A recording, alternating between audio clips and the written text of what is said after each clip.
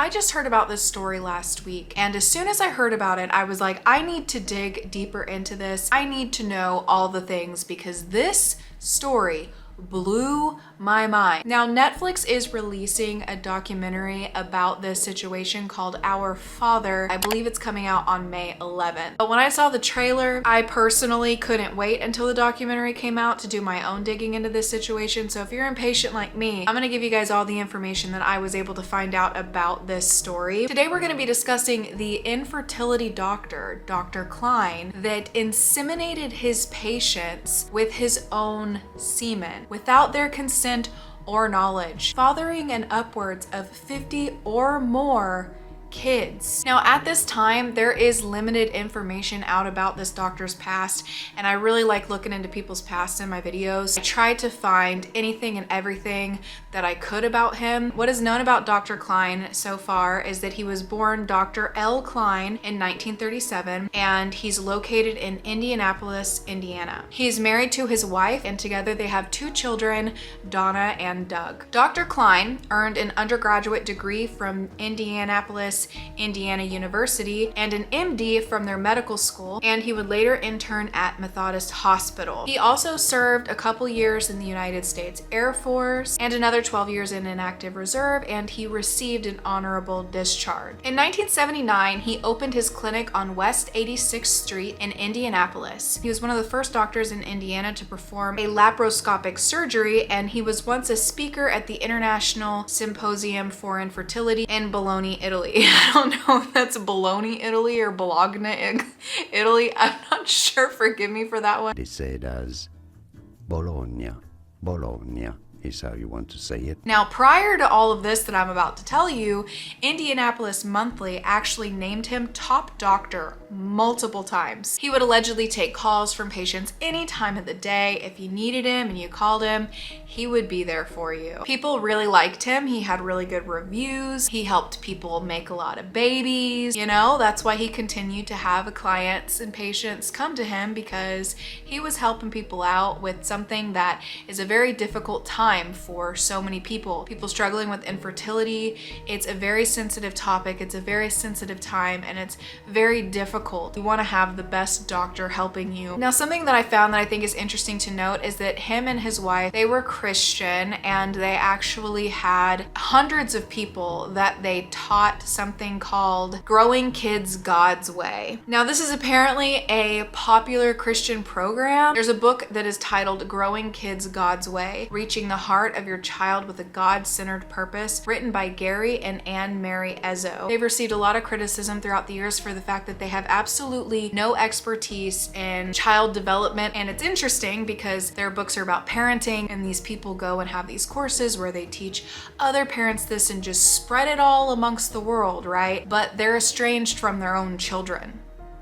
One of the things is they encourage parents to refrain from keeping their child the center of the family. They want the parents to put each other above the child and above the child's needs. They have the belief in crying it out. There was a mom who had allegedly told her church that she let her 3-month-old cry for almost an hour. I think that's called neglect. The belief is that the child must be taught really quickly that the world does not revolve around them. There are so many reviews of these books on Amazon. My siblings and I have psychological trauma from these methods that we are still trying to heal from. These writers are strict, harsh, and to me, almost cult-like. I read this book in 1999, and I am writing a review now that my daughter is 21 and my son is 18. This series, this program, and this book are about teaching your children how not to have needs and not to have feelings, how to break your child's will so that she will give you her unquestioning obedience instead of developing into the unique and creative person that she can become. Everything from the inflexible feeding schedule for infants to the ideas about discipline and spanking for toddlers. This is a manual for child abuse. Now we're gonna move on to Jacoba Ballard. She was an only child, and she was fully aware since she was 10 years old that she was conceived via a sperm donor. Her mother was only 20 years old when she went to see a fertility doctor in 1979. That fertility doctor was Dr. Klein. He had told her at the time that the sperm donor would only be used 3 times for 3 successful pregnancies. He also told her that her child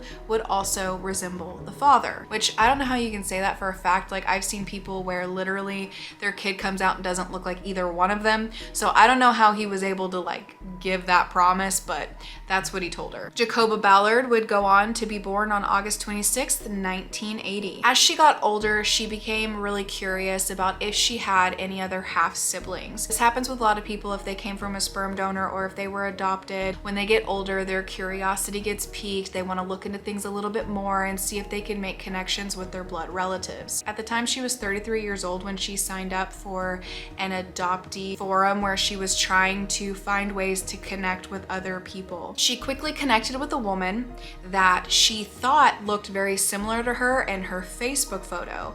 And interestingly enough, she ended up finding out that this girl's mom had went to Dr. Klein, the same infertility doctor that her mom had went to. And then this woman knew another woman that also had a mother that went to this same fertility doctor. And all three of them looked very similar. So they were like, I wonder if we're related. I wonder if we're the three siblings, which, you know, the odds of that are very unlikely. If he would only use the donor 3 times for 3 successful pregnancies, it would be an outrageous coincidence, unbelievable to say the least, for them to all end up connecting in this way if they were the only 3. They decided that they were going to take a 23andMe test to see if they were half siblings, but they were not expecting this to come back with something else even more shocking. Not only did they find out that they were half siblings, but there were 4 other people that they found that were also their half siblings. That tallies up this alleged only 3 sibling thing to 7. 7 siblings all coming from the same sperm donor. But Dr. Klein had promised there would only be 3 successful pregnancies before he would stop using this person. So how was this possible? They continued digging and seeking out information on who their biological father was. They ended up discovering the last name Klein linked to their DNA, which again was shocking because that was their mother's fertility doctor's last name. Finally, they were able to contact a distant relative that confirmed that their cousin was Dr. Klein, the fertility specialist. So the dots began connecting and they realized that the fertility doctor that their mothers were seeing was inseminating them with his own sperm, not a donor's, and there was a lot of kids. This obviously wasn't proven at the time, but I mean, they're not stupid, so they're starting to figure some things out about how strange this situation is. 4 of the siblings that had been found filed a report with Indiana General Attorney Office requesting that this situation be invested further into. And also in 2015, Jacoba sent a message to a news anchor about their story, which then pushed it out further into the media. Liz White is one of several moms who is making the sensational claim that Dr. Donald Klein artificially inseminated them with his own sperm. The state did an independent DNA test, which shows a 99.9997% probability he is Jacoba's biological father. Right before she had contacted the news anchor in January of 2015, Dr. Klein had received 2 letters letting him know that he was under investigation for this. One of the half siblings that lived in Arizona contacted Dr. Klein for answers. He wrote her back and said he didn't keep a record of anybody's identities. We used fresh samples collected approximately 1 hour prior to insemination. I matched the blood type of the donor to that of my patient's husband and also his general physical characteristics. This many years later, I could not possibly remember anything else. He went on to say that there was an Indiana law that prohibited him from keeping anybody's records for longer than 7 years. So he had nothing. And then this man had the audacity to go and sue 2 of these half sisters for slander and libel. They would go on to arrange a meeting with Dr. Klein's son, Doug. His son claimed that he had donated his own samples to a sperm bank, not on more than 8 occasions. I thought I was doing the right thing. I only donated my own sample maybe 9 or 10 times. My wife and I, after 57 years of marriage, have had a great deal of problems over this. She considers this adultery. I'm going to lose my wife. Our marriage will be over. Can you help? Sounds to me like you're trying to do harm to me. In spring of 2016, 6 of these half-siblings ended up finally meeting with Dr. Klein. He confessed to them that he had done this more than 50 times. He said that his goal was to help women who really wanted a baby, and also that his wife Audrey was supportive of this. So he made up an entire story, which is funny because he was suing them for slander and libel. So this got taken to court. This was a whole thing. And there were actually people that were on his side with all of the facts and evidence. There were 11 letters that were sent to court in support of him. John B.J. Parks, which was a husband of one of Dr. Klein's OBGYN patients, said that what Dr. Klein did to mitigate this problem is not illegal. At least he has corrected the error publicly. And then a fellow church member, James R. Nicholson, said that he has confessed openly to his errors and has repented of them. Someone that had actually showed up